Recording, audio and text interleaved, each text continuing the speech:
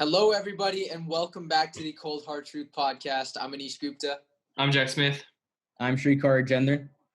And we are throwing at you another record predictions episode. We've basically done a plethora of these. And Y'all this tired time of them yet? Honestly, though. But we're doing the AFC South this time. And, again, we do these on playoffpredictors.com. I basically have to say it every time. But please do it on your own. It's 256 games, all of them. You can see how your team does, how the other teams do. Thank you again for 200 subs. Road to 300 is on the way. More giveaways coming soon. Season starting, so please be on the lookout for that. So let's just get started right away with the Houston Texans. And I'll let Jack kind of start us off with that. Yeah, I think Houston, they were one game away. I think I've said this in the Texans episode we did. They were one game away from the AFC Championship game, I believe. And yet now everyone hates them. Everyone thinks they're going to be really, really bad. And so I believe that they're overhated and underrated. That being said, I have them going 8-8, so not amazing. But I'm still a believer in Houston. I think that they can win this division still. It's not like it's a foregone conclusion that the team I have winning is going to win. I think Houston still got a chance. You can never bet against Deshaun Watson, it seems like now. And he just got paid. Look for him to increase his play for another chance at getting paid, because in 4 years, or no, what is it, 5 years, he can get paid again. The 4-year deal. Yeah. So he's still got a chance to get another big payday. And I expect his play to keep going up. And he can be an all-pro quarterback any year. So I think this team on Deshaun Watson's back can go 8-8. Okay. I saw one of my friends predict the Texans to go 4-12, which is just blown out of proportion. I'm sorry. That's impossible. That's like something I'd say. That's literally something I'd say. But that's impossible. 4-12? No way. No way. All right, bro. I have them going 7-9, man. I'm going 7-9. Oh, yes. 4-12, and that's impossible. 3 more wins right there. You have them going 8-8, so keep going. But I have them going 7-9, and this is really like Watson's year to really show, could he really be like a top 4, top 3 quarterback by the end of the year? Let's see, because maybe he could be that Russell Wilson type of guy. You lose DeAndre Hopkins, you still got a great receiving core. I mean, you have Brandon Cooks, Will Fuller, Kiki Cootie. So I think he could still make it work. And just 4-12, it's just I don't like that prediction at all. I'll just leave it at that. But 7-9, I think they go 3-3 in the division. And I'll keep it at that. Look, Deshaun Watson, I will not put in my top 3 or my top 4 if he goes 7-9. No way. You have to win. And you can't compare him to Russell Wilson like that if he's not going to win. That being said, though, Deshaun Watson is great. And here's the thing. He should be on a lot of people's MVP radars if he does indeed win this division. I think, again, a lot of people will say Mahomes or Lamar. But, dude, it just doesn't work like that in the NFL. There's always a story that comes out, and there's always a person you never think who will take it. Who the hell thought Patrick Mahomes would win it first year as a starter? Who the hell thought Lamar Jackson was going to take this league by storm like that? There's always one guy that comes out of nowhere. So if there are younger NFL fans out there, please take my word for that. There's always going to be a story that comes out in the NFL. It's usually a quarterback. So Sean Watson could be that guy if he wins the division. Sam Darnold. Sam Darnold. No, okay. Hell no. No, not going to happen. I know. Not this year. But, back to the Texans. Unfortunately, I don't have him winning the division. As much as I love him, I think he's a top 5 quarterback in this league. And congrats on him for the payday. Fortunately, I also have him going 8-8, same as Jack. But 4-2 in the division, sorry. And I think, he could compete for a playoff spot. Unfortunately, I have him just missing out as the 8th seed. But again, I think he is an electrifying – like, he is box office. And he will find whatever way it is to keep his team in games. Unfortunately, their schedule is tough. I think their division counterparts got better, as we said in the Texans episode a while back. But people are, again, the DeAndre Hopkins loss is not the end of the world. So please stop acting like they're going to go 4-12 because of one player, even especially a wide receiver. They still got a decent receiving core there. And I think Will Fuller will do pretty well if he can play the full year. So there's some games where it's like it's up and down for me. I mean, I got them losing like on the road to the Bears. Like that's an up and down game. But they'll win the games they're supposed to, have them beating the Titans at home. Like just stuff like that. Unfortunately, I have them starting off 0-3, but again, 8-5 to finish the year is not bad at all. So they can easily win this division, but they can also do worse than what I have. But I think 8-8 is a perfect place to keep them. Yeah, and sticking with the theme of 8-8, Indianapolis is our next team. I also have them going 8-8. And so the funny thing is, Houston, I have 8-8, making the playoffs as the 7th seed in the AFC. And Indianapolis goes 8-8, and for me, they're the 9th seed, so they miss out on the playoffs, even though they have the same record. So, Jack, quick question though: if Houston makes the playoffs and they go 8-8, and let's say Deshaun Watson has a really good season, would you put him in the MVP voting? I mean, I think that obviously we have to see the kind of season. Say it's a Ryan Tannehill kind of season last year, maybe not. But if it's I'm trying to think of like who barely made the playoffs. No, but it has to be like insane stats because you have to have a good record for that MVP. Yeah.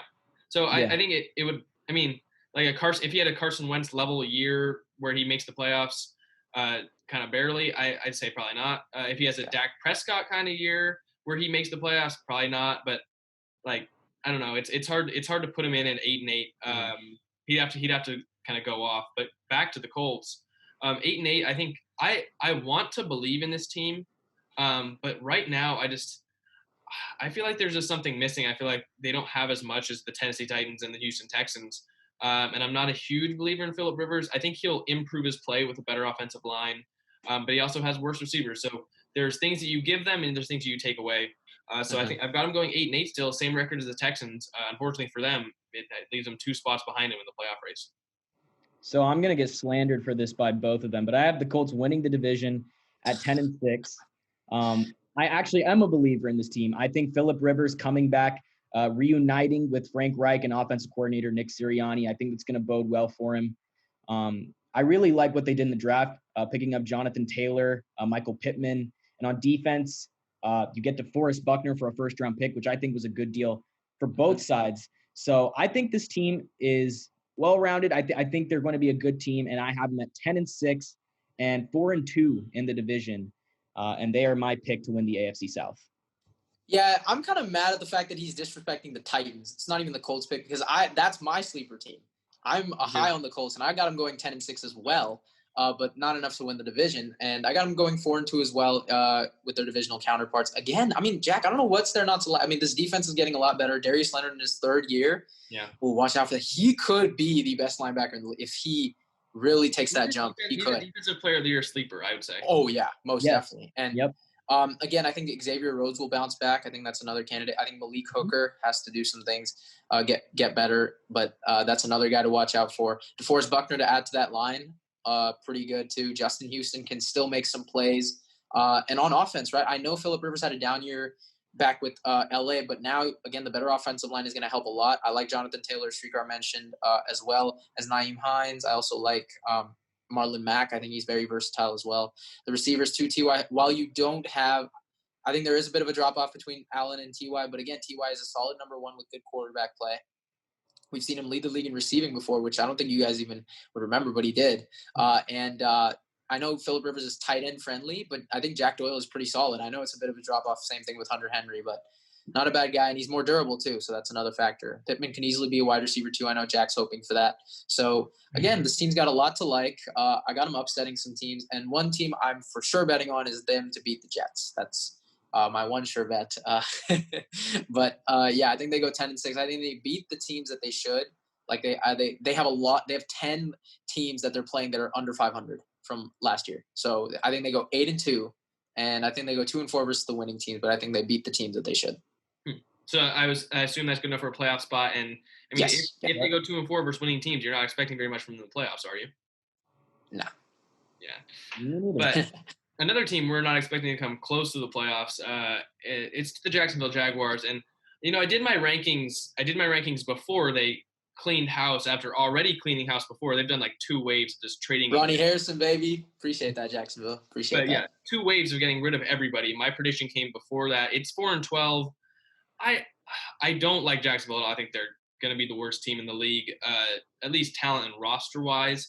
But I think I'm going to stick with 4 wins, to be completely honest, because I feel like Minshew, he could win him a couple of games. But one thing I talked about earlier on our chat with these couple guys is they've got 1 backup quarterback on the entire roster, rookie from Oregon State. I guarantee right now that he starts at least 1 game this year for the Jaguars.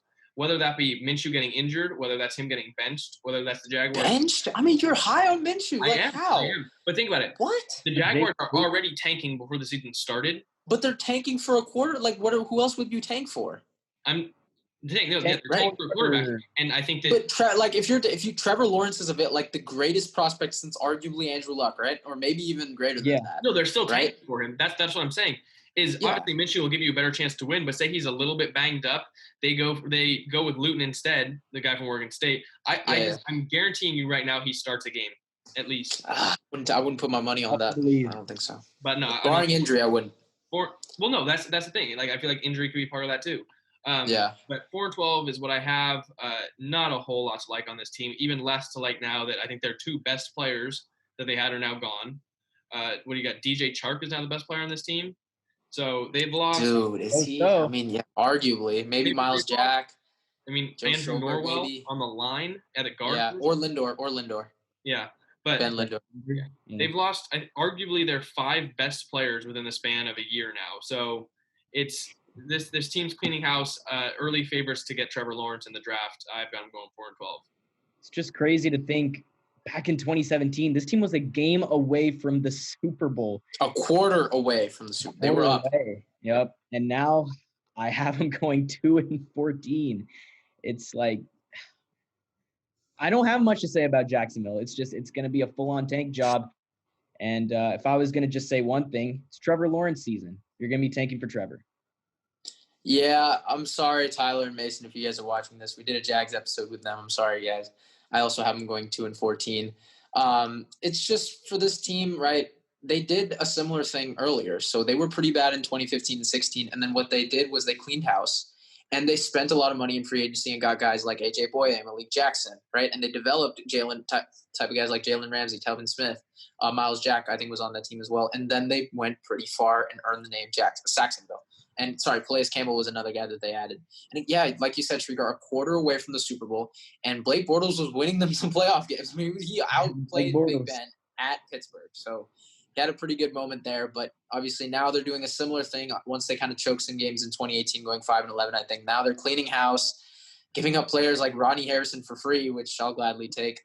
Fournette, again, let him go. I think that one was a little bit different with the contract.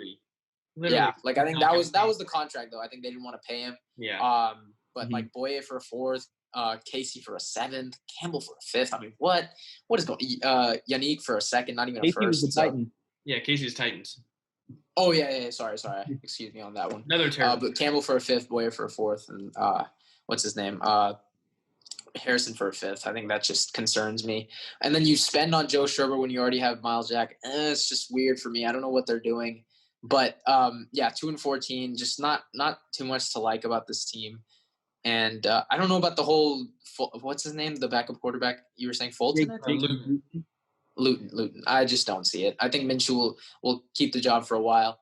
But yeah, not much to like about this team. It's just I remember when we did the offseason grades episode, we were like, what is this team doing? Because they let a lot of players walk just to sign Joe Schobert, a big money free agent in a position they were already strong at when they were weak at pretty much everything else, and Tyler Eifert, an aging tight end.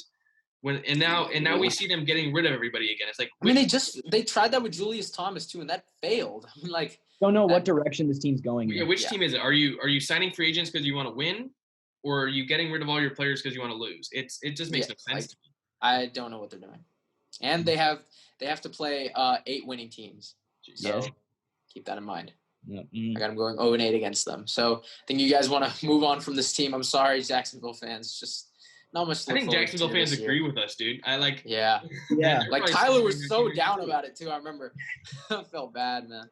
But I think let's go to the final team on our list, the Tennessee Titans. I kind of want to round it out. So Shriegar, you want to go first? Because I just want to just go ahead.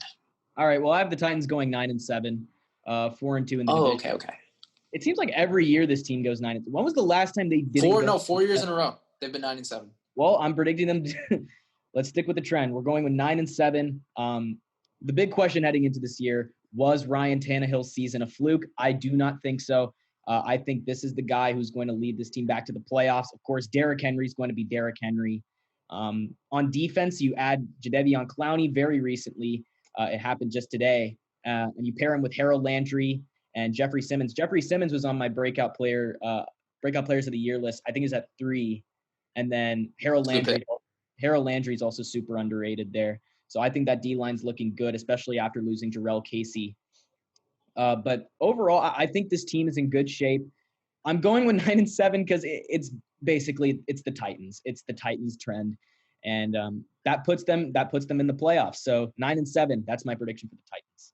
Yeah, you were right that Tannehill is kind of the biggest question mark going into the season because we don't know if he's going to build off his last season or get a little bit worse. We don't know if it was a fluke or not. I'm not projecting that he's going to improve at all.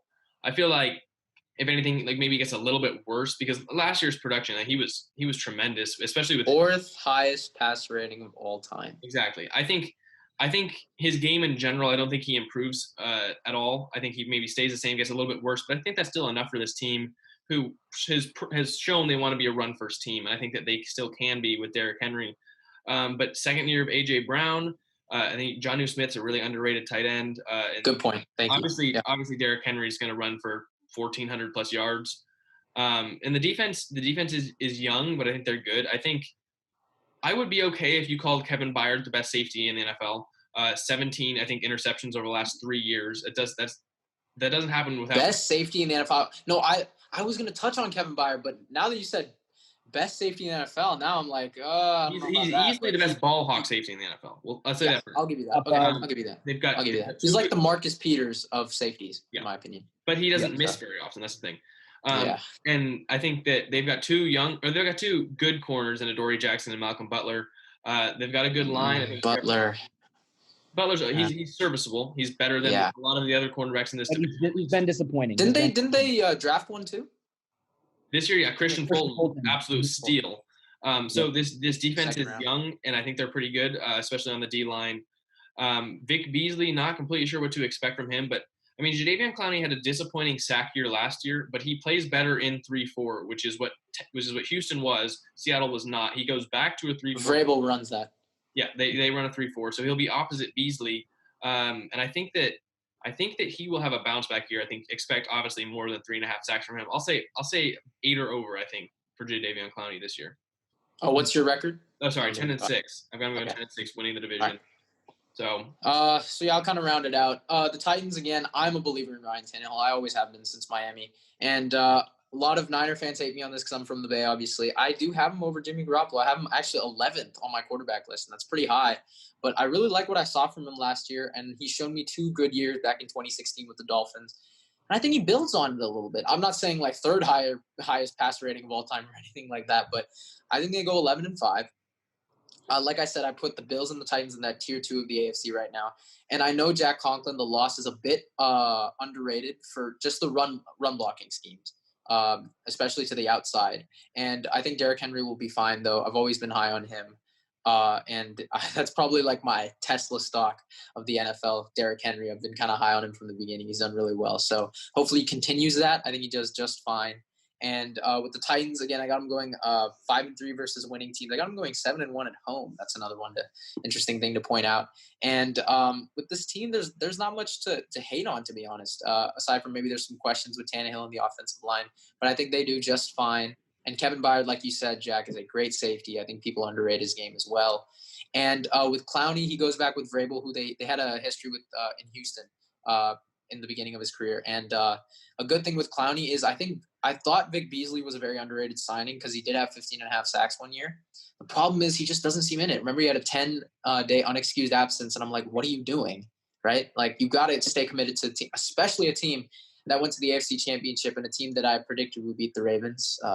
Take a bow there. But, yeah, I think this team goes 11-5, 4-2 in the division. I think they win it. And I got them pretty high up in the rankings for the AFC. Yeah, I love the Titans going into this year. I wish I could have given them more wins, but I feel like 10-6 is realistic. But I think this could be a really good playoff team again. Mm-hmm. They can make another run. They can make another run. Watch out for that. Wait, would you say it's disappointing though if they don't get back to the AFC Championship? No. Okay. I don't really expect them to. Okay. But but I do expect them to win a playoff game. Yeah, Titans fan, I think they'll win a playoff game. Mm-hmm. So yeah, that would be a disappointment if they don't. But I think this team, well, they're not a shoe-in to win the division. I think that Houston and Indianapolis both have shots at it. I believe that they should be the clear favorite right now. It's probably one of the most up-in-the-air divisions Them and That was pretty open. Yeah. I think after Clowney, that does make them the favorites. I think so. I had them favorites before, but I think that it's a tight division, but I've got them coming out with it at 10-6. Same. Fair. Mm-hmm. All right, so I think we're gonna wrap this up, boys. Awkward ending to an episode. But be sure to check out our socials down below. Again, Instagram, Apple Podcasts, Spotify, playoffpredictors.com. That is the website we use. Jack will put it down in the description. Other than that, Ryan Tannehill, please prove me right. Derrick Henry, please prove me right. And other than that, we'll see you next time.